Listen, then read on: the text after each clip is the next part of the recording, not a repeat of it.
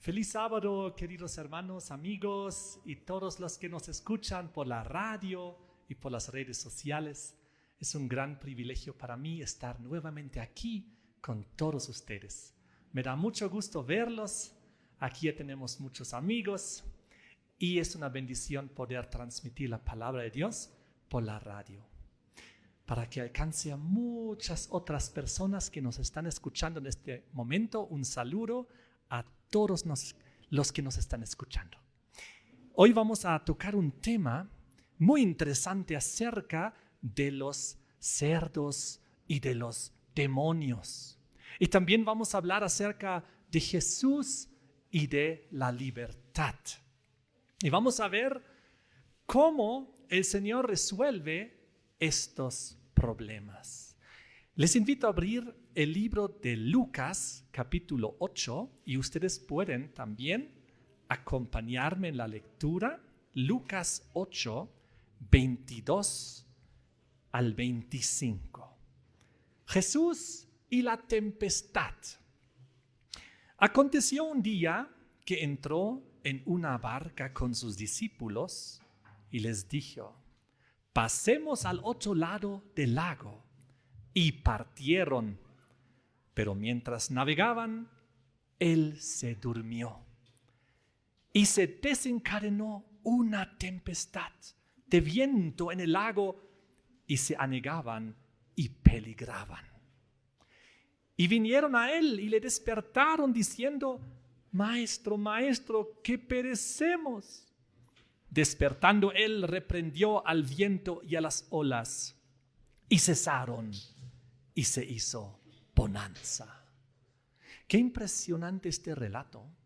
Antes de comenzar a analizar lo que esto significa y a dónde Jesucristo se dirigía con sus discípulos, porque él tenía un plan, un propósito en este viaje, quiero que hagamos una oración y pidamos la presencia de Dios. Padre nuestro que estás en el cielo, te damos gracias porque podemos estar aquí juntos para analizar tu palabra, para entender estas importantes lecciones que tú tienes en tu palabra para todos nosotros. Llénanos de tu Espíritu Santo, acompáñanos con tus santos ángeles y que todo lo que digamos y hagamos sea para tu honra y gloria y que sirva para acercarnos más a ti y para prepararnos para tu pronta venida. Te damos gracias y te pedimos el perdón de nuestros pecados en el nombre de Jesús. Amén. Así que Jesús está cruzando el lago y comienza una terrible tempestad. Pero Jesús está tranquilo, él está descansando, está durmiendo en calma, en paz, porque se siente seguro en las manos de su Padre Celestial. ¿Quiénes están con él? Los discípulos. Muchos de ellos tenían una profesión, eran pescadores, tenían mucha experiencia, estuvieron muchas veces en el mar, han cruzado muchas veces también en tormentas, así que para ellos no era una novedad. Una tormenta más, así que hay que trabajar, luchar contra las olas. Pero entonces se dieron cuenta que esta tormenta era diferente. Esta tormenta era mucho más poderosa de las que ellos habían conocido en el pasado. De tal manera que aunque se esforzaron y lucharon con todo su esfuerzo y con toda su experiencia de años, ellos se dieron cuenta: esto nos va a vencer. Nos vamos a ahogar. El barco se va a hundir. Vamos a morir. Se dieron cuenta que esta tormenta era sobrenatural. Ahora, ¿de dónde creen que vienen tormentas sobrenaturales? Más allá de lo normal. Yo pienso que vienen inspirados también por el diablo, que estaba tratando de impedir que Jesús con sus discípulos lleguen al otro lado del lago, porque Jesús tenía un propósito, tenía una misión. Y entonces ellos reconocieron su debilidad humana Y cuando se dieron cuenta que por esfuerzo propio, con toda su experiencia, ya no pueden más, es donde recién recurren ¿a quién? A Jesús, que siempre estuvo a su lado, pero ellos estaban como ignorando a Jesús y resolviendo el problema con su propio esfuerzo. ¿Funciona eso? ¿Podemos nosotros resolver nuestros problemas con nuestro propio esfuerzo? Sobre todo cuando los problemas son inspirados por Satanás y son básicamente casi sobrenaturales los problemas que tenemos que enfrentar. Y nosotros luchamos y decimos, pero con nuestra experiencia podemos tener la victoria. No. Y Dios nos tiene que humillar y hacernos reflexionar. Deja de luchar. Tú no puedes vencer. Tienes que recurrir a Jesucristo. Él está ahí a tu lado. Y entonces finalmente despertaron a Jesús. Jesús tranquilo porque estaba en las manos del Padre. Jesús sabía, a mí solo me puede pasar lo que Dios permite. Entonces estaba tranquilo. Y se levantó, se despertó, vio a sus discípulos. Y entonces en el versículo 25 Jesús dice, ¿dónde está vuestra fe? Porque en el versículo anterior Jesús, después de haberse despertado, reprendió al viento, las olas, y se cesaron y se hizo bonanza. Una palabra de Cristo y calma la tempestad. El poder de Dios. Amén. ¿Tenemos que recurrir al poder de Dios o no para que calme la tempestad en nuestras vidas y resuelva los problemas que nosotros no podemos resolver? ¿Sí o no? Sí. Y Jesús nos dice, ¿dónde está tu fe? Si siempre he estado a tu lado, ¿por qué no has recurrido antes a mí? Yo puedo resolver así con una palabra el problema. Qué poderosa lección. Entonces cruzaron el lago y llegaron al otro lado. Y cuando llegaron al otro lado, en el versículo 26, era la tierra de los Gadarenos. Y ahora vamos a entender el propósito, por qué cruzó Jesucristo el lago y por qué el diablo con esta tormenta sobrenatural intentaba impedir que lleguen. Porque Jesús tenía una misión y el diablo desesperadamente quería impedir que esto ocurra. Miren. 26. Arribaron a la tierra de los Gadarenos que está en la ribera opuesta a Galilea. Al llegar en la tierra, vino a su encuentro un hombre de la ciudad, endemoniado, desde hace mucho tiempo, y no vestía ropa, ni moraba en casa, sino en los sepulcros. Un endemoniado desnudo corre hacia Jesucristo. ¿Y él dónde vivía? En los sepulcros. En el cementerio, donde están los muertos. Desnudo estaba. Y entonces, ustedes saben lo que significa la desnudez en la Biblia, ¿no? Simbólica espiritualmente, el pecado y no estar justificados por la justicia de Cristo. Estaban desnudos espirituales, estaban sin la justificación de Cristo, estaban en perdición, estaban perdidos.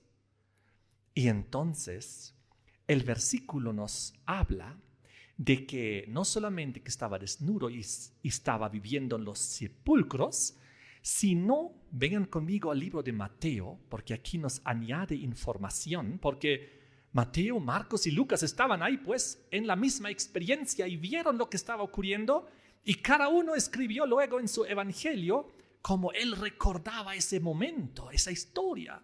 Y cada uno añade otros elementos. Y en Mateo capítulo 8, el versículo 28, añade Mateo. Cuando llegó a la otra orilla, a la tierra de los Gadarenos, vinieron a su encuentro 2 endemoniados que salían de los sepulcros. Lucas había mencionado 1, Mateo menciona 2, pero el enfoque está sobre 1, por eso, porque la trama se desarrolla sobre todo sobre la experiencia de uno. Entonces, ¿qué pasa? Ellos salían de los sepulcros, dice aquí, feroces en gran manera, tanto que nadie podía pasar por aquel camino. Aparte de que eran endemoniados, eran dos, desnudos, vivían en los sepulcros, eran feroces en gran manera, de tal manera que la gente tenía miedo de pasar por ese lugar. Era peligroso porque eran feroces en gran manera. Uy, qué situación en la cual vivieron los vecinos gadarenos. Ustedes quisieran vivir una situación así, viven en un pueblo y hay unos endemoniados ahí en el cementerio y peligroso. Y Marcos, el evangelista, añade más información. Vengan conmigo. Libro de Marcos, capítulo 5. Porque Marcos se acordaba de otros detalles más. Marcos capítulo 5, versículo 1 en adelante. Vinieron al otro lado del mar, a la región de los Gadarenos. Cuando salió él de la barca, enseguida vino uno a su encuentro de los sepulcros, un hombre con un espíritu inmundo, que tenía su morada en los sepulcros y nadie podía atarle, ni aun con cadenas, porque muchas veces había sido atado con grillos y cadenas, mas las cadenas habían sido hechos pedazos por él y desmenuzados los grillos y nadie le podía dominar. ¿Qué es lo que intentaban muchas veces los pobladores gadarenos?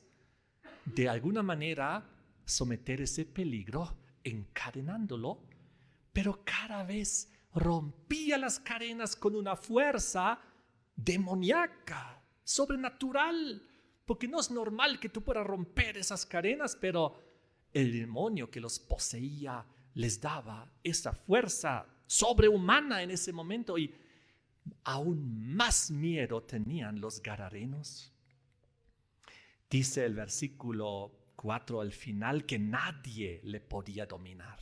¿Qué se puede hacer con esa situación? ¿Quién puede resolver un problema así? Solamente Jesús. Solamente aquel que tiene el poder sobre la naturaleza, sobre las tormentas. Solamente Él tiene también el poder sobre los demonios y sobre estos problemas humanamente sin solución. Versículo 5 sigue la historia. Y siempre de día y de noche andaba dando voces en los montes, en los sepulcros e hiriéndose con piedras. La historia entonces se agrava todavía más. No solamente todo lo que ya sabemos, sino también gritaba de día y de noche, con unos gritos terribles, salvajes, endemoniados. Ustedes saben, imagínense un endemoniado gritar desde los sepulcros en la noche, en el día. La gente no estaba tranquila, la gente vivía infeliz. Vivía con ese peligro y todo el tiempo pensando, ojalá no me haga daño, ojalá no ataque a mis hijos, ojalá no haga locuras aquí en el pueblo. Terrible, qué situación. Y no solo esto, dice el versículo que hiriéndose con piedras. El pobre endemoniado tenía como un instinto suicida, quería morir. Porque los demonios que están dentro de este hombre endemoniado, los demonios le llevan a pensar, tú no tienes esperanza, tú estás perdido. Anda a vivir en el sepulcro porque ahí debes estar entre los muertos, porque tú básicamente ya estás muerto. Los demonios inspirando a este pobre endemoniado una desesperación total. Y por eso se golpeaba con piedras, seguro tenía heridas, cicatrices, estaba manchado de sangre. ¡Qué terrible situación! Una condición que nadie quisiera experimentar. Entonces hay un diálogo en el versículo 6. Cuando vio pues a Jesús de lejos, corrió. ¿Y qué hizo? Se arrodilló delante de él. Oh, qué interesante. El endemoniado corre a Jesús, se arrodilla delante de él. ¿Quién le hacía al endemoniado arrodillarse delante de Jesús? Los demonios. Ellos reconocieron, este es Jesucristo, es el Hijo de Dios. Ahora ha venido a la tierra, ahora se está aquí manifestando. ¿Recuerdan que los demonios habían sido expulsados, dice la Biblia, tiempo atrás, del cielo a la tierra? Según la descripción de Apocalipsis 12, el diablo con sus ángeles fue expulsado del cielo a la tierra por la gran rebelión que hubo ahí. Y ahora aquí en la tierra están haciendo todas estas sus cuestiones para molestar, engañar, tentar, atemorizar a los seres humanos. Entonces, versículo 6, versículo 7, clamando a gran voz dijo: ¿qué tienes conmigo, Jesús, Hijo del Dios Altísimo? Te conjuro por Dios que no me atormentes. El demonio reconoce a Jesucristo como el Hijo del Dios Altísimo, se postra ante él. Ni siquiera los habitantes gadarenos habían reconocido a Jesucristo. Ningún habitante de los gadarenos había venido a arrodillarse delante de Jesús y a reconocerlo como el Hijo de Dios Altísimo. Pero estos endemoniados sí, claro que sí, porque habían estado con Jesucristo antes, en el cielo, en la eternidad, antes de su caída. Ahora lo volvieron a ver en persona después de miles de años. Y ahí estaban de rodillas delante de su Señor. ¿Qué tienes con nosotros? Y el diálogo continúa. Y en el versículo 8, porque Jesús les decía: sal de este hombre, espíritu inmundo. Le preguntó: ¿cómo te llamas? Y respondió diciendo: Legión me llamo, porque somos muchos. Oh, en este pobre hombre había muchos demonios, no solo era uno.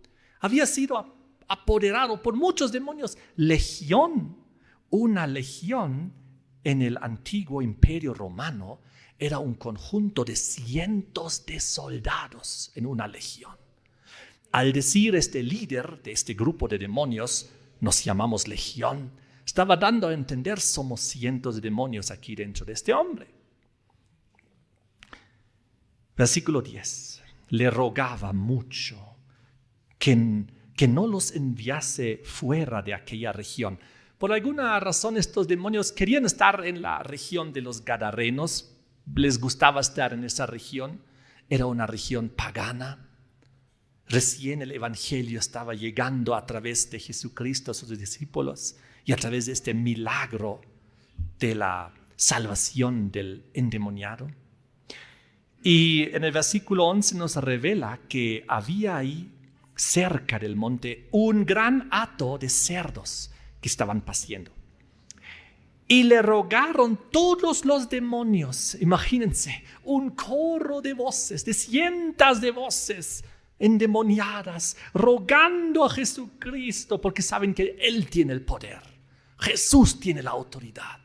Jesús tiene la palabra de decisión, que le estaban rogando todos los demonios diciendo: envíanos a los cerdos para que entremos en ellos.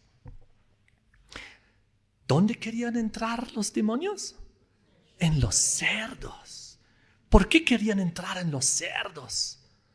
Oh, porque a los demonios les gusta la carne inmunda. La Biblia indica que el cerdo es una carne inmunda por excelencia. Y luego vamos a ver los pasajes. El cerdo representa el basurero que Dios ha puesto aquí en la tierra para que se coma toda la basura. Entonces, ¿qué pasó? El Señor Jesús les dio permiso. Versículo 13. Luego Jesús les dio permiso. Y saliendo aquellos espíritus inmundos, entraron en los cerdos, los cuales eran como 2,000. Así que ¿cuántos demonios había en este pobre hombre? Eran por lo menos 2,000. Posiblemente eran más, pero esos demonios salieron en esos 2,000 cerdos. Y el hato, ¿cómo reaccionó? ¿Estaban los cerdos pacíficos, felices con ser endemoniados? ¿O cómo era su reacción de los cerdos? El hato se precipitó en el mar por un despeñadero y en el mar se ahogaron. ¿Qué inspiró la presencia de los demonios en los cerdos? Los cerdos enloquecieron, querían morir y se prefirieron ahogarse, y los demonios los impulsaron para que vayan y se ahogan en el mar. ¿Por qué? Porque los demonios tienen una tendencia suicida. Ellos quieren morir, pero ellos no pueden morir todavía, porque Dios aún no les permita que mueran. Eso vamos a ver en el siguiente tema, porque los demonios les espera todavía el juicio final y el lago de fuego, donde ellos recién van a morir. Mientras tanto, como vamos a ver en el siguiente tema, están en una situación, en una dimensión espiritual que nosotros no podemos ver, pero a veces ellos quieren manifestarse de alguna manera en un cuerpo y a través de ese cuerpo intentar morir, así como lo hicieron con los demonios endemoniados. Dentro del endemoniado trataron de matarse golpeándose con piedras porque tienen ese deseo de que se acabe de una vez para ellos. Por eso viven en los cementerios, porque ahí quieren estar entre los muertos. Por eso se precipitan en el mar una vez que se manifiestan y se apoderan de los cerdos, porque ellos, los demonios, saben que su tiempo de gracia ya terminó hace miles de años, cuando fueron expulsados del cielo a la tierra. Eso vamos a ver con más detalle en el siguiente tema. Ellos saben que su tiempo de gracia terminó. Ellos ya no tienen un Espíritu Santo que trabaja dentro de ellos, que les intenta llamar a la reflexión, al cambio de carácter, como ocurre en nosotros. Nosotros, los seres humanos, aún nuestra puerta de gracia está abierta. Aún podemos tomar la decisión de ser salvos. Tenemos esa libertad, tenemos esa posibilidad que Dios nos dio. El Espíritu Santo trabaja en nuestras vidas, en nuestras conciencias, para decirnos: cambia de rumbo, deja de hacer esto, haz esto, sé salvo, cambia tu vida, arrepiéntete, confiesa tus pecados. Deja la basura del mundo atrás. Entrégate a Jesús. Todo eso ocurre en nosotros. El Espíritu Santo trabaja. Nuestra puerta de gracia está abierta, aún no se ha cerrado. Pero para los demonios ya se cerró hace miles de años. Ellos ya no tienen esperanza. Ellos simplemente ya quisieran morir si fuese posible, pero no pueden. Por eso siguen tratando de atormentar a los seres humanos también. Yo les quiero decir lo que pasó ese día en la tierra de los Gadarenos. ¿Cuántos cerdos se precipitaron en el mar? 2,000. Los Gadarenos tenían una buena economía con los cerdos. Era uno de sus buenos negocios rentables.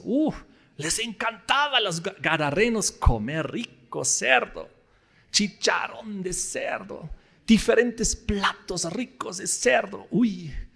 Tocino, qué rico, jamón de cerdo. Les encantaba los Gadarenos porque ellos no conocían los principios de Dios, de la carne limpia, que sí Dios dio permiso a comer, Levíticos 11, y de la carne inmunda que Dios no quiere que comamos.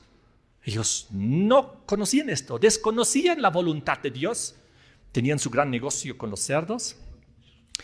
Una vez yo conocí al administrador de la mayor granja de cerdos en Bolivia.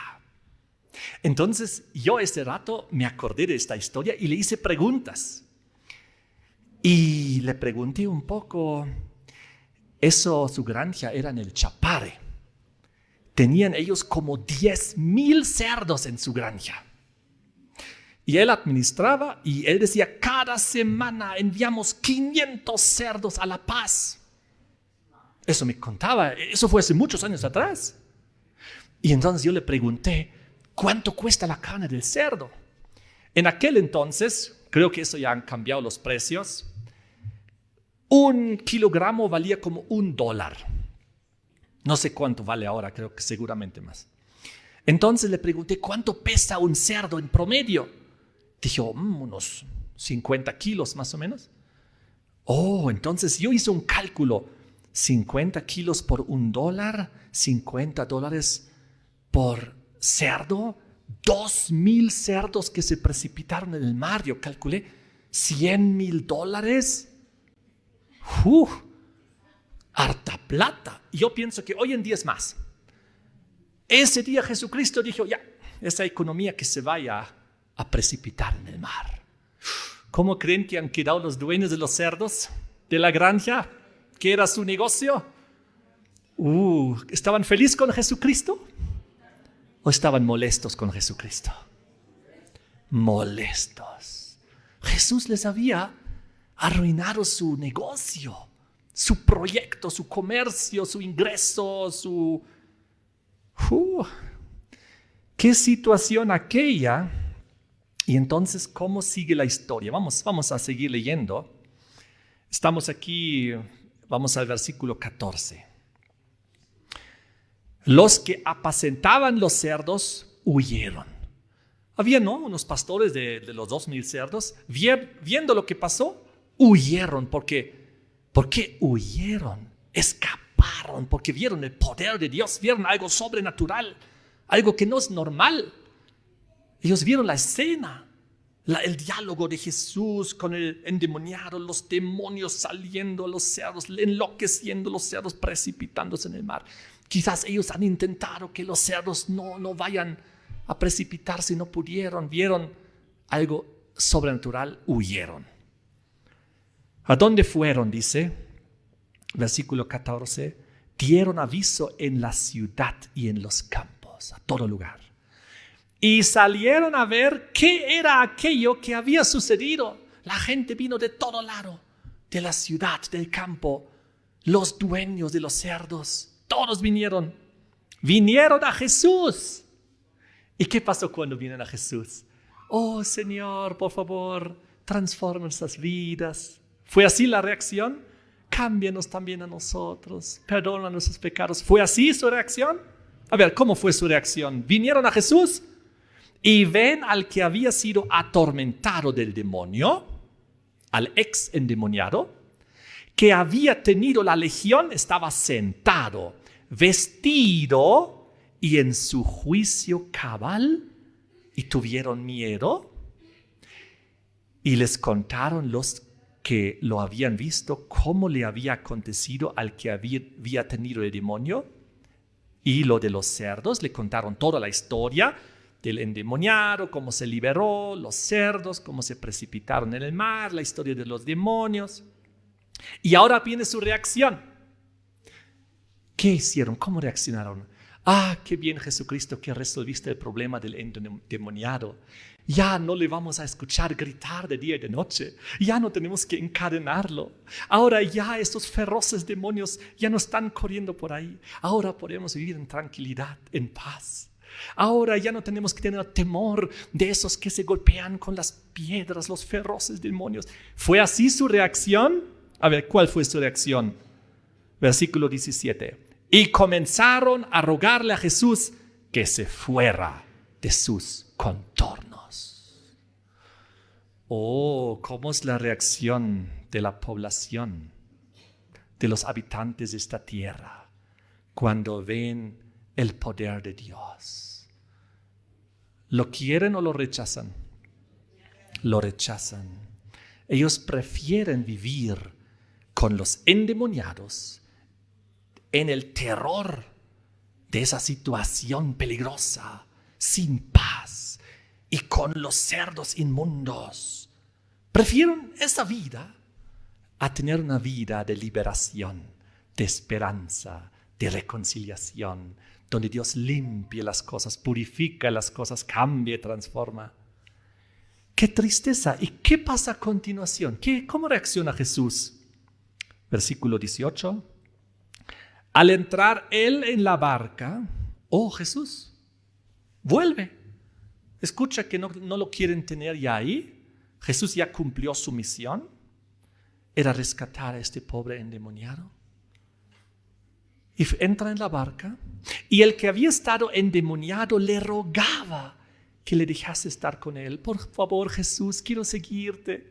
También quiero ser tu discípulo. Mas Jesús no se lo permitió, sino que le dijo: vete a tu casa, a los tuyos, y cuéntales cuán grandes cosas el Señor ha hecho contigo y cómo ha tenido misericordia de ti. El ex endemoniado fue de retorno como misionero a su casa. Jesús había cumplido su misión. Había cruzado el mar.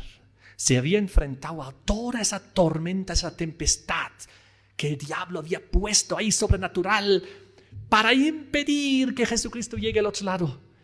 Y llegó al otro lado. ¿Y a quién fue Jesús? ¿A salvar y a rescatar a quién? ¿Al más santito entre los gadarenos o al más perdido entre los gadarenos? Al más perdido. ¿Cuán grande es el amor de Dios? Es infinito, inmenso. ¿Creen que alguno de nosotros, algún ser humano puede decir: yo estoy tan alejado de Dios que jamás yo puedo volver?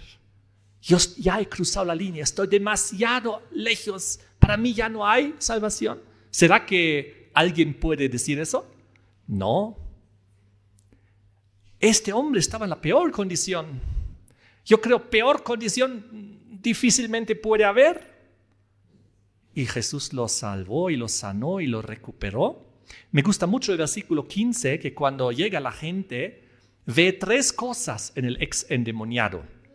Número 1, lo ven a él sentado. ¿Dónde lo ven sentado? A los pies de Jesús. Cuando Jesús te libera y restaura, rescata, ¿dónde debes estar después? Sentado a los pies de Jesús. Ahí es ya tu lugar. Ahí está tu lugar. Ahí quieres estar nomás ya. Sentado a los pies de Jesús, escuchar sus palabras, estar seguro en su presencia. Ya no quieres alejarte. Él quería seguir con él, ir con él. Jesús dijo: no, tienes una misión ahora aquí que cumplir. Así que número 1, estaba sentado, tranquilo. Número 2, ¿qué dice el versículo 15? Estaba vestido. Antes, ¿cómo estaba? Desnudo.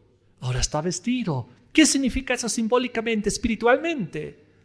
Ahora Jesucristo lo perdonó. Ahora Jesucristo lo cubrió con su vestimenta de justicia, de santidad, de perdón.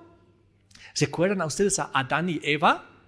Que estaban en el jardín del Edén, estaban desnudos, pero no se avergonzaban, porque estaban vestidos del manto de justicia, de santidad, de luz, porque vivían en la armonía con Dios. Recién después de haber pecado, dice la Biblia, se dieron cuenta que estaban desnudos, se avergonzaban y se cubrían con hojas de higuera, porque algo había cambiado. Ya no estaban justificados por Dios, ahora estaban viviendo en rebelión y en pecado. Entonces la desnudez en la Biblia tiene ese significado. Pero ahora este ex endemoniado estaba sentado, vestido. Y yo pienso, ¿de dónde sacó ese ratito un vestido para vestirse? Quiero imaginarme que Jesucristo de su propio vestido sacó una parte y le cubrió. ¡Qué hermoso! Y dice una tercera cosa ahí. Además estaba él en su juicio cabal. ¿Qué significa esto? Estaba sanito, ya los pensamientos que los demonios le ponían habían desaparecido. Ahora estaba tranquilo, su razón estaba recuperada, estaba bajo el control del Espíritu Santo, era tenía sentido lo que hacía, decía. Eso es cuando Cristo transforma una persona. ¡Qué hermoso! Pero como vimos, el pueblo rechaza. El pueblo prefiere a los cerdos, prefiere a los demonios, prefiere al peligro. A ellos más les importa la ganancia económica y les afectó mucho la pérdida. Ellos prefieren esas cosas antes que la liberación, antes que a Jesús, antes de estar sentado a los pies de Jesús. Ellos no entienden el cambio de una persona. Hoy en día pasa lo mismo muchas veces. Cuando alguien se acerca a Jesús y cambia su vida, su entorno no lo entiende. Su entorno piensa que se ha vuelto loco. ¿Qué ha pasado? ¿Por qué ya no haces esto? ¿Por qué no haces aquello? ¿Acaso te has vuelto cristiano? Y entonces, como medio que lo excluyen, ya no quieren estar con esa persona, ya no comparte con ellos las cosas espirituales.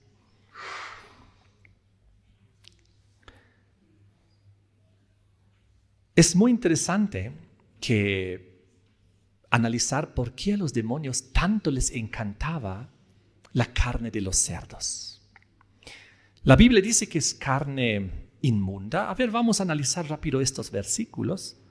Vean conmigo a Levíticos, porque ahí Dios lo puso entre las leyes de los alimentos. En Levítico 11, Dios nos da toda una lista de animales limpios y animales inmundos. Y Dios es el creador de los animales. Así que Él sabe qué nos conviene y qué no nos conviene. La historia inclusive es mucho más larga. Si vamos hasta el Génesis, cuando Dios había creado a Adán y Eva, ¿se acuerdan?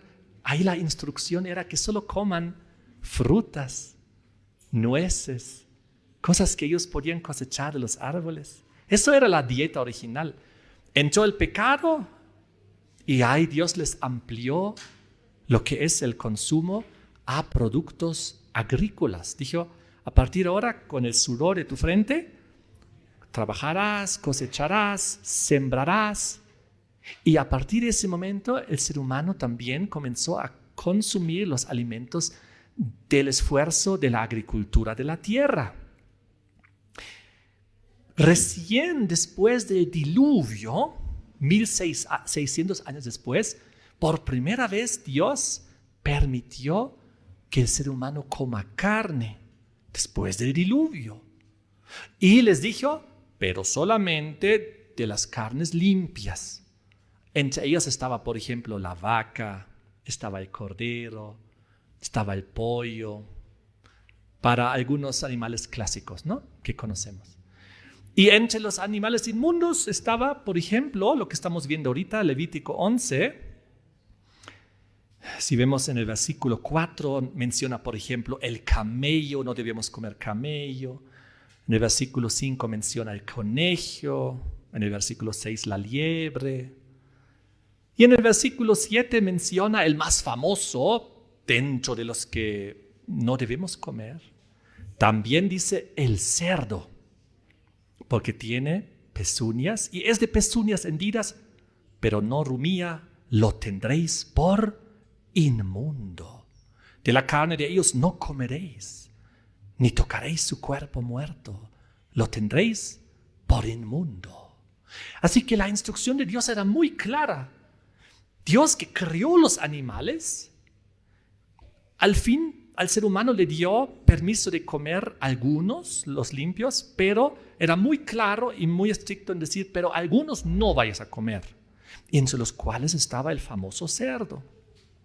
Vamos al libro de Deuteronomio, un poquito más allá, porque aquí amplía este conocimiento. Y saben, Dios no hace las cosas por capricho, tampoco lo hace al azar. Dios conoce por qué Él ha creado esos animales, sabe qué debemos y qué nos conviene a los seres humanos y qué no. Él nos dio como un manual aquí en su palabra. Entonces no es que yo me haya inventado que no hay que comer cerdo o que la iglesia adventista ha dicho. No. Es porque la Biblia, la palabra de Dios, instruye como un manual para el funcionamiento de nuestro organismo. Es como cuando tú te compras un coche, viene con un manual y dice, ok, aquí tengo que poner gasolina, aquí agua, aquí aceite, y tú sabes muy bien qué tiene que entrar y qué no tiene que entrar. A ver, ponle ahí donde dice agua, ponle Coca-Cola ahí dentro. Ahí donde dice gasolina, a ver, ahí métele aceite, por ejemplo. A ver, trata de hacer eso. ¿Qué va a pasar con tu coche? ¿Va a seguir funcionando? Inmediatamente va a dejar de funcionar. Imagínense si el ser humano, cuando fabrica algo, construye algo y nos da un manual y nosotros fielmente cumplimos y no nos desviamos. Y cuando Dios nos construye, nos fabrica, nos da un organismo y dice, esto debe entrar, esto no. Y nosotros nos rebelamos, pero el cerdo, yo quiero comer, pero tan rico. Pero no, esto solo fue el Antiguo Testamento. Pero no, el cerdo lo mantengo bien limpiecito para que solo coma cosas bien orgánicas. No, y el ser humano comienza a inventarse muchas excusas para eludir la palabra de Dios, su clara instrucción. Miren lo que dice aquí, Deuteronomio 14, versículo 8. Nuevamente habla aquí de los animales limpios e inmundos. En el versículo 3 dice, nada abominable comerás. Y luego comienza a describir un montón de animales. En el versículo 8, ni cerdo, dice, ni cerdo, porque tiene pezuña hendida, mas no rumía, os será inmundo. De la carne de estos no comeréis, ni tocaréis sus cuerpos muertos. Muy claro, lo repite inclusive 2 veces. El cerdo no es algo que debemos comer. Ahora yo les puedo preguntar, ¿será que aquí recién a los hebreos, a los judíos, les dio esta instrucción? ¿Y es para ellos nomás una regla para ellos en su época?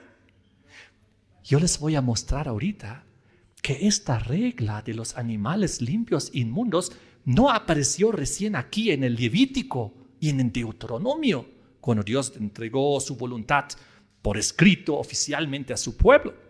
Estas reglas son muchas más antiguas.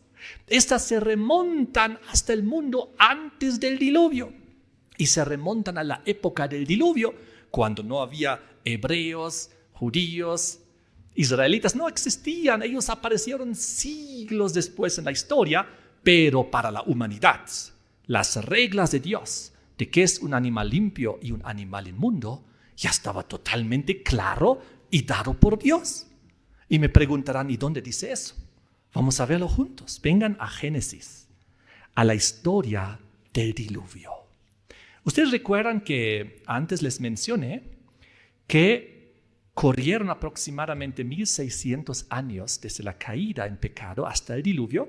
Ustedes pueden calcular eso si agarran las genealogías del Génesis. Bien bonito, es un estudio hermoso, cualquiera lo puede hacer. Y pueden anotar las edades que Dios pone ahí y pueden saber que desde la caída en pecado hasta el diluvio fueron como 1600 años. Ok, ¿y qué pasó ahí? Génesis capítulo 7. Génesis 7, versículo 1 y 2.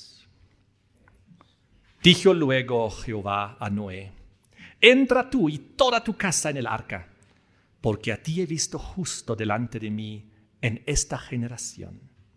De todo animal limpio, escuchen bien esto, tomarás 7 parejas, macho y su hembra. 7 parejas.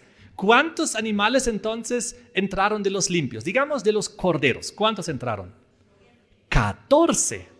7 machos y 7 hembras. De las vaquitas, ¿cuántos entraron en el arca? 14. 7 machos y 7 hembras. ¿Y cómo sigue el versículo? Más de los animales que no son limpios, los inmundos, una pareja, el macho y su hembra. ¿Cuántos leones entraron en el arca? Una pareja, dos, ¿no? Un macho y una hembra. ¿Cuántos camellos entraron en el arca? Dos, un macho y su hembra. ¿Cuántos monos entraron en el arca? Un macho y una hembra. ¿Cuántos perritos entraron en el arca? Una pareja, ¿no? ¿Cuántos cerdos entraron en el arca? Dos, un macho y su hembra. Ok, ahora, en el mundo antes del diluvio, ya sabían distinguir cuáles eran animales limpios e inmundos. Así que esto no es una regla que se viene recién para los hebreos, porque Noé y su familia no eran israelitas, no eran judíos, eran antediluvianos. Y ahora, escuchen lo siguiente. Imagínense si no hubiesen hecho caso, porque después del diluvio, Dios les da la instrucción de lo que pueden comer y de lo que no pueden comer. Y ahí les instruye de que sí pueden comer animales limpios, pero no animales inmundos. Ahora, lógica. Imagínense si hubiesen comido un cerdo, ya sea el macho o la hembra. ¿Qué hubiese pasado? Ahí se hubiese extinguido. Hoy en día no existiesen cerdos. ¿Por qué? Porque para que haya procreación tiene que haber macho y hembra. Imagínense si hubiesen comido un cerdo. Los cerdos ya se hubiesen extinguido hace 4,600 años. El hecho de que hoy en día existen cerdos es porque Noé y su familia eran fieles al mandato de Dios. Cuando ellos salieron del arca y pudieron, bajo el permiso de Dios, comer carne limpia, había un montón de vacas, un montón de ovejas. Si comieron una vaca, las vacas no se extinguieron, porque todavía había de los 14, quedaban 13. Si comieron una oveja, lo mismo. El hecho de que hoy en día existen cerdos es porque Noé y su familia eran fieles en el mandato divino. Amén. Así que nadie nos venga a decir de que esto es algo para los judíos, para los hebreos, que recién ahí apareció, que hoy en día ya no es así. Vamos a seguir analizando un poquito más. ¿Creen ustedes que Jesús desperdicia comida? Ustedes saben que nosotros no debemos botar comida, ¿no? Porque comida es algo que nos da vida. Si nosotros comemos en el almuerzo, por ejemplo, deberíamos intentar de no botar lo que sobra. En lo posible deberíamos comer todo, o si hay algo que sobra, cocinarlo después o comerlo en otro momento, regalarlo, hacer algo. Pero botarlo cuando hay tanta gente que muere de hambre no es lo más óptimo, ¿no? A veces cuando algo se echa a perder, claro, hay que botarlo. Pero el plan no es botar comida, aunque has terminado de comer y estás saciado. Vamos a ver cómo Jesús nos explicó esto. Mateo capítulo 15, versículo 32. Ustedes encuentran aquí la historia tan famosa de la alimentación de los 4,000. Jesús alimentó a miles de personas con un milagro. Miren aquí, versículo 32.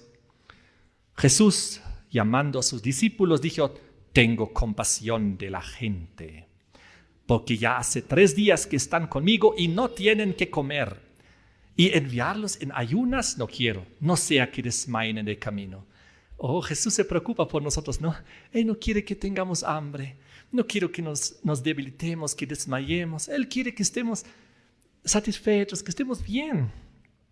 Entonces sus discípulos le dijeron: ¿pero de dónde tenemos nosotros tantos panes en el desierto para saciar a una multitud tan grande? Jesús les dijo: ¿cuántos panes tenéis? Ellos dijeron: 7, y unos pocos pececillos. ¿Qué son 7 panes y unos cuantos pececillos para una multitud de miles. ¿Acaso esos 7 panes y unos cuantos peces no alcanzan apenas para 7 personas para que salgan satisfechos? Ni siquiera para los 12 discípulos hubiese alcanzado para que se sacien bien la hambre. Pero ¿qué pasó? Mandó a la multitud que se recostase en tierra. Tomando los 7 panes y los peces, dio gracias y los partió y dio a sus discípulos. Y los discípulos a la multitud.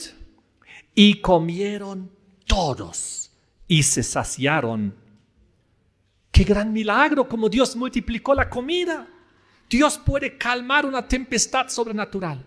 Dios puede sacar demonios, aunque sea una legión entera, con una palabra. El Señor Jesús puede agarrar un poco de comida y multiplicarlo. Es el poder de Dios. Imagínense, para Él no hay nada imposible.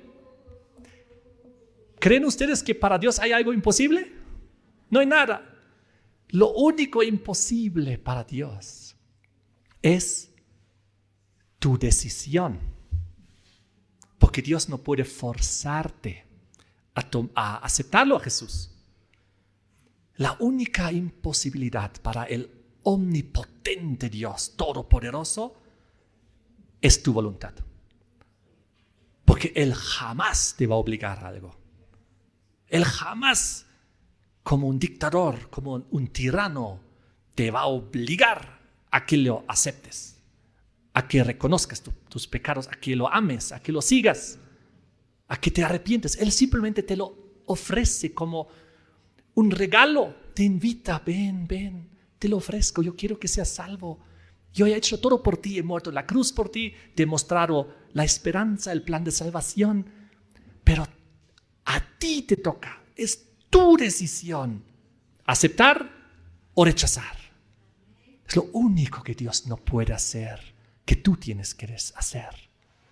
Y si tú tomas esa decisión, entonces si te pones del lado del todopoderoso, omnipotente Dios, ahí sí Dios puede hacer todopoderoso también por ti y a través de ti.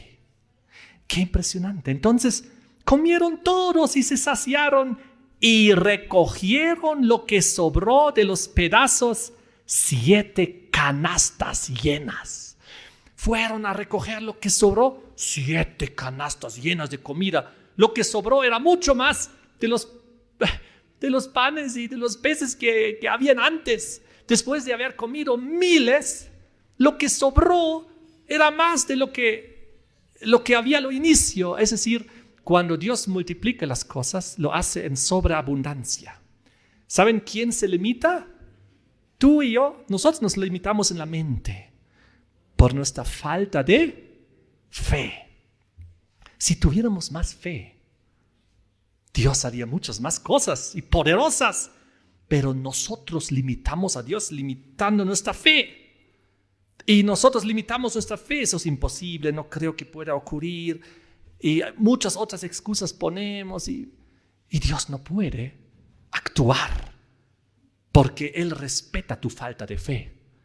Si no tienes fe, Dios dice, es imposible agradar a Dios si no tenemos fe, dice Hebreos capítulo 11.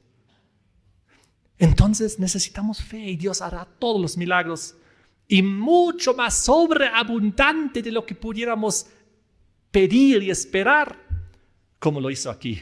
Dios hizo más. ¿Por qué no hizo justito la cantidad para que alcance justito, para que terminen todos de comer y no sobre nada? Pudo haber hecho eso, ¿no? Iba a ser un milagro perfecto, ¿no? Pero hizo que sobreabunda. Dios siempre hace. ¿Y qué dijo de los pedacitos? Recojan.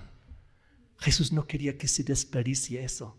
Recojan 7 canastones llenos, porque luego podemos volver a comer eso. No desperdicie nada. Pudo haber dicho Jesús, no, déjenlo nomás y luego puedo volver a multiplicar. Esas obras ya no sirven. No, iba a ser lógica, ¿no? ¿Para qué ya esas obras si Dios agarramos un pan y 2 peces y otra vez puede multiplicar para miles? No. La lógica del Señor es claro. Él puede crear en abundancia la maravilla, el milagro, pero eso no significa que de esa abundancia, lo que sobra, ahora desperdiciemos. No debemos hacer eso. Así que les pregunto, ¿Jesús desperdicia comida, sí o no? No. Ahora les pregunto, ¿cuántos miles de cerdos se precipitaron en el mar? 2,000. ¿Cuánta gente pudiera comer con 2,000 cerdos? Entonces, ¿por qué el Señor permitió que se precipitase en el mar? Porque Jesús no lo considera comida. Jesús no lo considera alimento. Porque si no, jamás permitiese que se precipitase en el mar tanta comida que podría alimentar tanta gente, sería una contradicción luego recoger las sobras de los panes que sobraron. Muy importante. ¿Saben? Algunos dicen, sí, pero estas cosas eran en la antigüedad. Hoy en día todo ha cambiado. Hoy en día sí podemos comer lo que sea porque Dios lo ha permitido.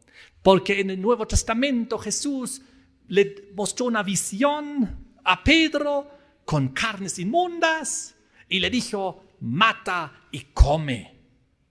Y por lo tanto, en el Nuevo Testamento ya todo es diferente.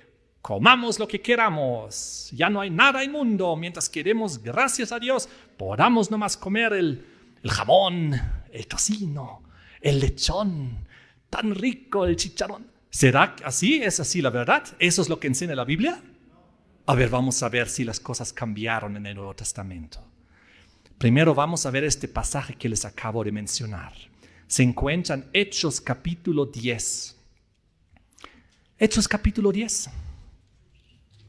Aquí Pedro se encuentra con Cornelio. Pedro, el gran evangelista, enviado a predicar el evangelio a los gentiles. El Señor Jesús lo envía a predicar el evangelio a Cornelio, que en el versículo 1 dice, era un centurión de la compañía llamada la Italiana. Era un gentil, era un centurión del Imperio Romano, era un pagano, no era un hebreo, no era un israelita, no era judío, no era del pueblo de Dios, pero ese hombre en su corazón buscaba a Dios. En su corazón creía en el Dios verdadero, quería conocer a Jesucristo. Así que Jesús envía a Pedro. Versículo 10. Pedro recibe una visión.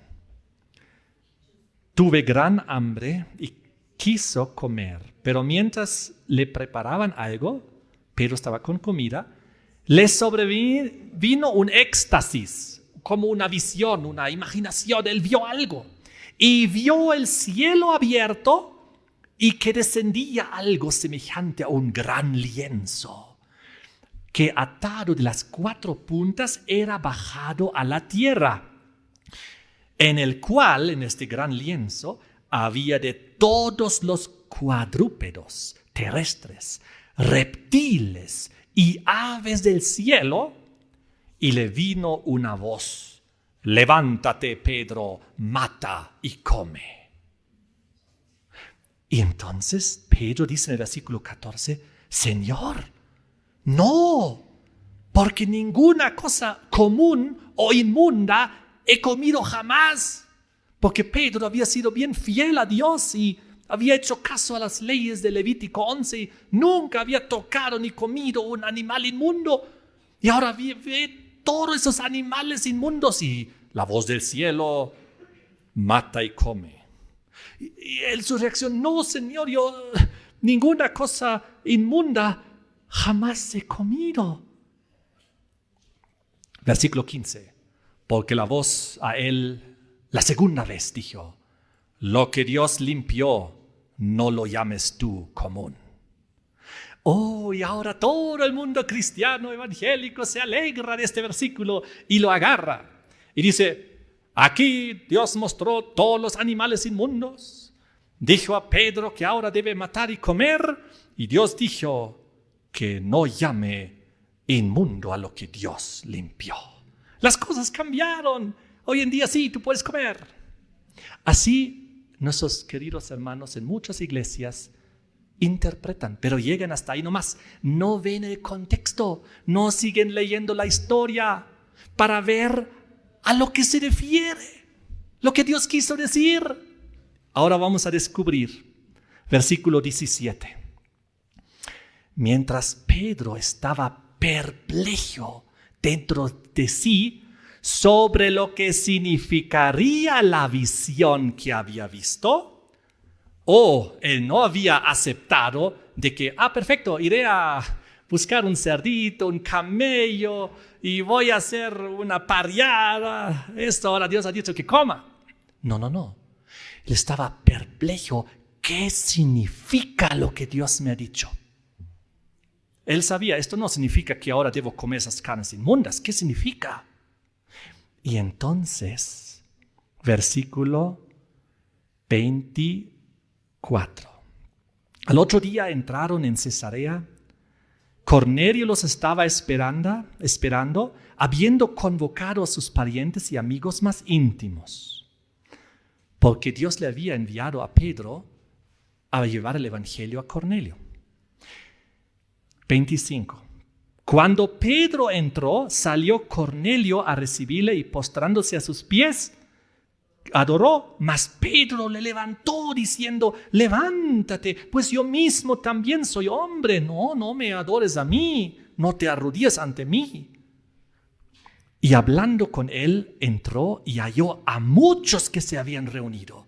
Entró en la reunión de una gran congregación de gentiles, de paganos. Y Pedro no quería estar ahí porque él nunca había estado con gentiles. Los hebreos eran bien estrictos de no juntarse con los gentiles, de no juntarse con los paganos, porque ellos los vieron a los gentiles como inmundos. Ellos pensaban, nosotros como pueblo de Dios comemos de la mesa y las sobras del pan, las migajas que se caen al piso, los perritos los comen. Así consideraban a los gentiles como inmundos, que una que otra migaja que escuchan por ahí del evangelio agarran y los consideraban inmundos, como perritos. Entonces, ¿qué pasó aquí? Versículo 28. Y les dijo: vosotros sabéis cuán abominable es para un varón judío juntarse o acercarse a un extranjero. Cuán abominable, es algo inmundo. Nosotros no nos juntamos con gente del mundo, con gente pagana, los gentiles. Eso es algo abominable. Y ahora dice: pero a mí me ha mostrado Dios que a ningún hombre llame común o inmundo. A mí me ha mostrado Dios. ¿Cuándo le mostró Dios eso? En la visión. Cuando le mostró esas carnes inmundas y le dijo: mata y come. Y ahora Dios le había dicho la instrucción: lo que Dios limpió ya tú no lo llames común. Se refirió al mundo común. Se refirió al mundo gentil, al mundo pagano. Les dijo: ahora tú anda y predícales el evangelio. Ahora sí te vas a juntar a ellos para hablarles de la palabra de Dios, del evangelio de Jesucristo. Por eso Pedro estaba perplejo. ¿Qué significa la visión en el versículo 17? Y cuando ya se juntó con esa gente, se abrieron sus ojos y él dijo: ustedes sabéis cuán abominable es para un varón judío juntarse o acercarse a un extranjero, pero a mí me ha mostrado Dios que a ningún hombre llame común o inmundo. Eso es la enseñanza. Y luego les comenzó a predicar el evangelio. En el versículo 34 dice: entonces Pedro, abriendo la boca, dijo: en verdad comprendo que Dios no hace acepción de personas. Ahora sí entendió, sus prejuicios se fueron, su barrera mental se fue, porque Dios ahora dijo: ahora el evangelio a los gentiles. Pedro y Pablo, ahora el evangelio al mundo entero. Ahora ellos que antes solo comían migajas, lo que ustedes consideraban como inmundos, como perritos. Ahora ustedes vayan a evangelizarlos. Y dice el versículo 34, abriendo la boca, Pedro, en verdad comprendo que Dios no hace acepción de personas, sino que en toda nación se agrada del quien le teme y hace justicia. No importa de qué nación seas, de qué pueblo, tribu, lengua, no importa de qué nación gentil o pagana seas, si tú decides en tu corazón como Cornelio, yo temo a Dios, yo quiero hacer su voluntad, entonces Dios te considera su hijo. Es justamente lo que pasó con este hombre Cornelio, como en el versículo 2 decía que Cornelio era un hombre piadoso y temeroso de Dios, con toda su casa, que hacía muchas limosnas al pueblo y oraba a Dios siempre. Era un hombre que, aunque todavía no era parte del pueblo de Dios, que los hebreos en su época aún lo rechazaban como inmundo, Dios ahora rompió la barrera, hizo de los dos pueblos uno. Y eso es lo que era y lo que significaba la visión. Y luego inclusive dice la Biblia de que sobre ellos también descendió el Espíritu Santo. ¿Entendemos? Así que en el Nuevo Testamento podemos agarrar ese versículo, sacarlo fuera del contexto y justificar que hoy podemos comer lo que queramos. ¿Es esa la interpretación? No, claro que no. El que lo interpreta así destruye la palabra de Dios. Si un arquitecto haría planos o un ingeniero rompiendo todas las reglas de interpretación y lo que se debe hacer, cualquier edificio se derrumbaría. Todos esos edificios teológicos de tantas iglesias que predican sacando algún versículo de su contexto, todo es un fracaso. Todo va a fracasar, derrumbarse, porque no tiene sostén ante Dios. Y ahora quiero, para ir terminando este tema, confirmar esto, para que ustedes vean de que realmente es así, que no solo es un versículo. Vengan conmigo al libro de Isaías. Isaías, hay una profecía, aquí en el capítulo 66. Isaías 66. Versículos 15 al 17. Miren el contexto que habla. Porque he aquí que Jehová vendrá con fuego y sus carros como torbellino para descargar su ira. ¿Cuándo ocurrirá esto? ¿Cuándo vendrá el Señor? ¿Cuándo retorne Jesucristo? ¿Cuándo se va a descargar su ira? En las postreras 7 plagas, ¿no? Es así como lo describe el Apocalipsis. Aquí que Isaías ve aquí una visión del futuro, del retorno de Cristo. Sigue diciendo con furor y su reprensión como llama de fuego. Porque Jehová juzgará con fuego y con su espada a todo hombre. ¿Cuándo juzgará Dios? En el tiempo final. Ahorita estamos en el juicio investigador celestial, sí, pero eso se desencadenará al juicio ejecutivo cuando retorna Jesucristo en gloria y majestad. Y ahí se derramen las 7 posteras plagas y se viene esta descripción. Ahora, en este contexto que estamos viendo ahorita, eventos finales, dice el versículo 17, los que se santifican y los que se purifican en los huertos, unos tras otros, los que comen carne de cerdo y abominación y ratón, juntamente serán talados, dice Jehová. ¡Wow! Aquí nos habla en el contexto del retorno de Jesucristo, eventos finales, y en ese contexto nos habla de aquellos que siguen comiendo carne y abominación y ratón. Ratón es otro animal inmundo. Así que les pregunto, ¿será que para el tiempo del fin todo esto ya es en el pasado, miles de años, podemos comer lo que queramos, Dios no va a tomar en cuenta? No, sigue todo en vigencia. Miren cómo Dios compara comer un cerdo o comer un ratón. Ambos, dice aquí, es abominación. Ustedes saben que en otros países como la China, por ejemplo, en Asia, realmente comen ratones también, comen perritos, comen gatitos, comen monos. Yo sé que aquí en Bolivia también se come lagartos y se come muchas cosas. ¿Debemos comer todas esas cosas? No, porque Dios dice, cuando Él vendrá, ¿por qué no me has hecho caso? Pero yo te he dicho en la Biblia, yo te he mandado el manual. Hazme caso, haz mi voluntad. Ahora vamos al Apocalipsis para seguir confirmando esto. Vengan conmigo, Apocalipsis capítulo 16. Y aquí habla de las 7 postreras plagas. Eventos finales, antes que venga Jesucristo, el derramamiento de la ira de Dios. Y en ese contexto, Apocalipsis 16, versículo 13, presten atención cómo describe. Vi salir de la boca del dragón, de la boca de la bestia, de la boca del falso profeta, 3 espíritus inmundos a manera de ¿qué? De ranas. ¿Espíritus qué? Inmundos a manera de ¿qué? De ranas. Nos está aquí siguiendo diciendo que hay animales inmundos, por ejemplo, las ranas.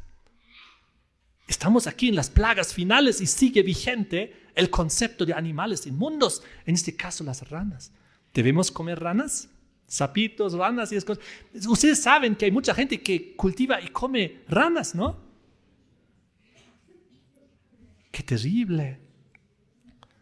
Y no termina ahí. Vengan a Apocalipsis 18, a la descripción de la caída de la gran Babilonia. Apocalipsis 18, versículo 2 y 3.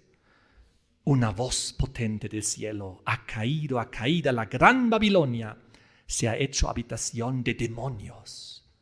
Ustedes saben qué es lo que les gusta a los demonios. Antes lo hemos visto, la carne inmunda, los cerdos. Ahora hemos visto que también les gusta las ranas. ¿Qué más? Guarida de todo espíritu inmundo y albergue de toda ave inmunda y aborrecible. Contexto final.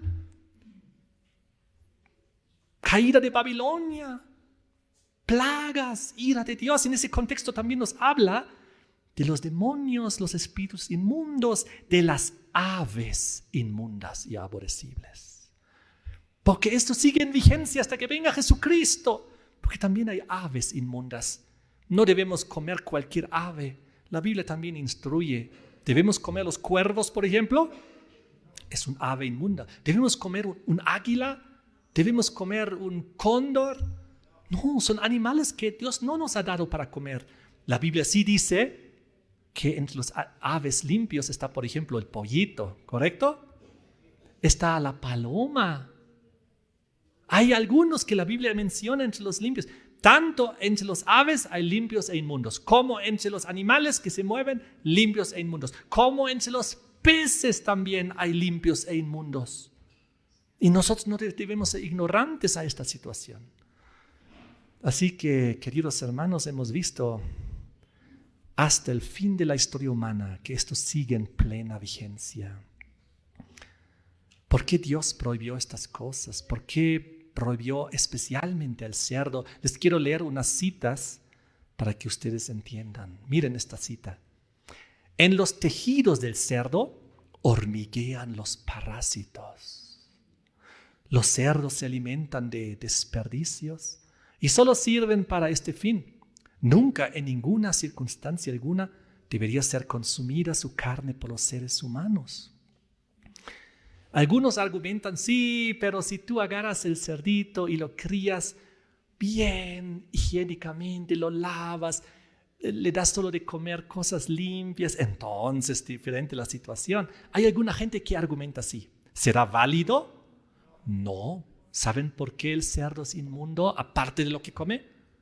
Porque el cerdo no puede sudar, el cerdo no puede transpirar.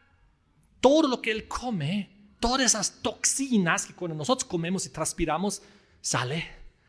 El cerdo las acumula en sus tejidos y sobre todo en su grasa y en su carne.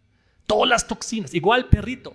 El perrito no puede transpirar, por eso con su lengua saca y hace ese movimiento porque transpira a través de su lengua.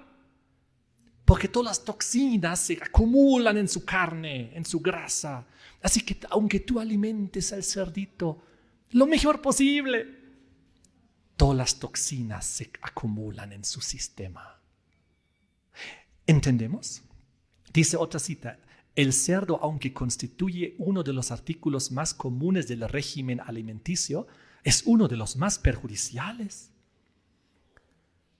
Dios prohibió que se coma carne de cerdos, llenaba el organismo con escrófula y especialmente en ese clima cálido producía lepra y diversas clases de enfermedades. En aquel entonces, la carne de cerdo no sería agradable al paladar en su estado natural, de modo que se le ha hecho apetecible condimentándola abundantemente, lo que hace una cosa mala aún peor.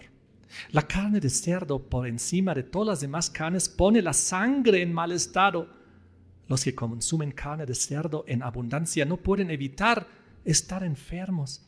El consumo de carne de cerdo no daña únicamente la salud física, la mente es afectada y la delicada sensibilidad queda embotada por el uso de este tosco alimento. Es imposible que la carne de ninguna criatura viviente esté sana cuando la inmundicia constituye su ambiente natural. Tremendo. El consumo de carne de cerdo ha producido escrófula, lepra y tumores cancerosos. El consumo de carne de cerdo continúa causando el sufrimiento más intenso a la humanidad. Queridos hermanos, amigos, yo pienso que algunos de ustedes ya conocían esas cosas, quizás no en esta profundidad, quizás no tan ampliamente. Es importante, ¿no? Es un tema que no se habla mucho, pero es un tema muy importante para que sepamos qué debemos hacer. Y ustedes recuerdan al hijo pródigo, cuando él se fue de su hogar.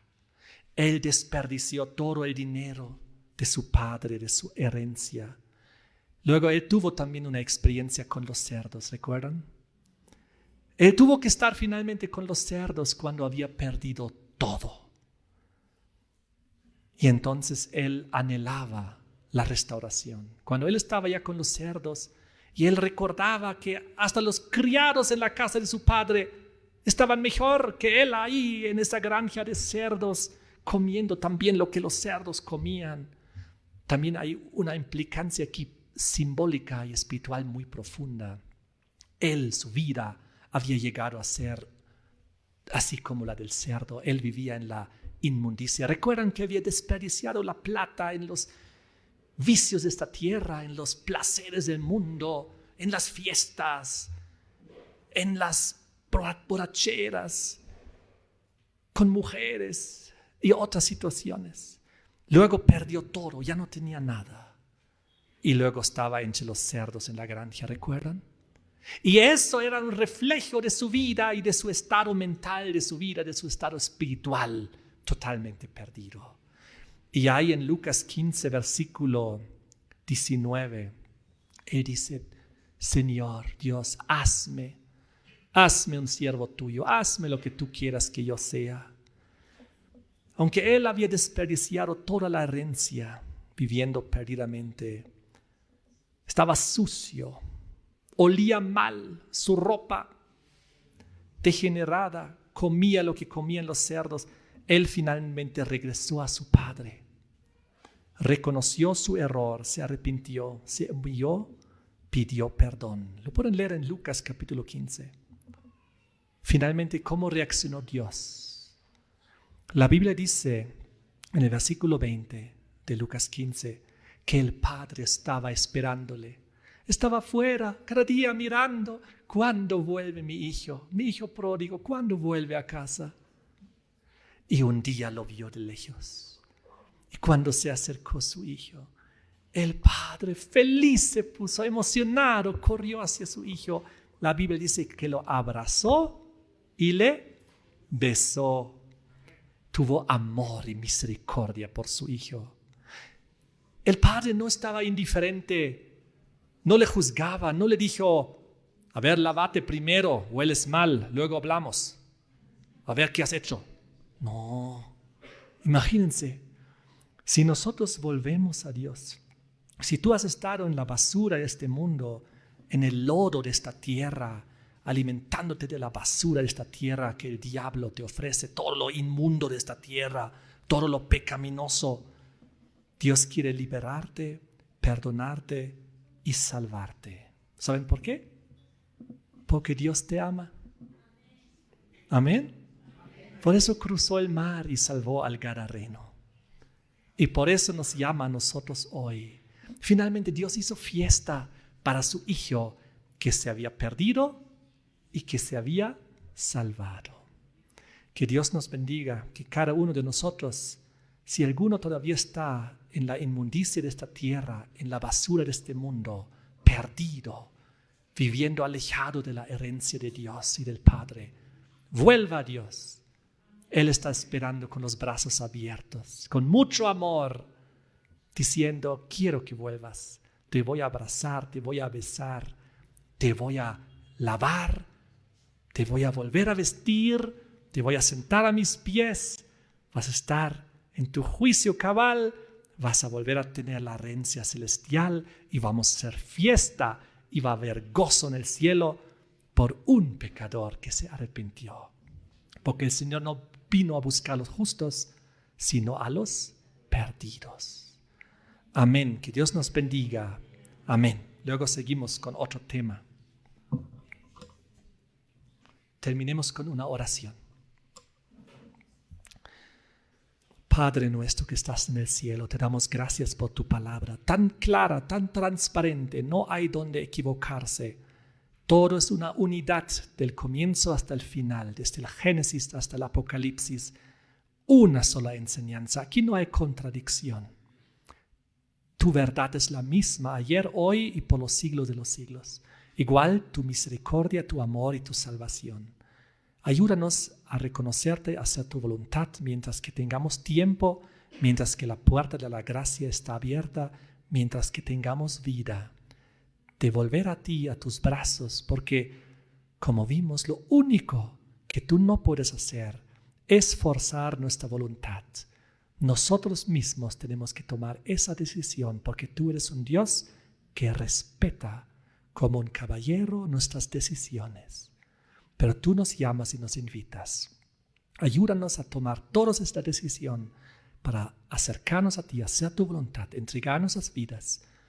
En algún momento, después de estudiar la Biblia, bautizarnos, ser parte de tu remanente, esperarte porque tú vienes en gloria y majestad muy pronto y luego ser salvo por la eternidad como tus hijos. Te damos gracias en el nombre de Jesús. Amén. Amén.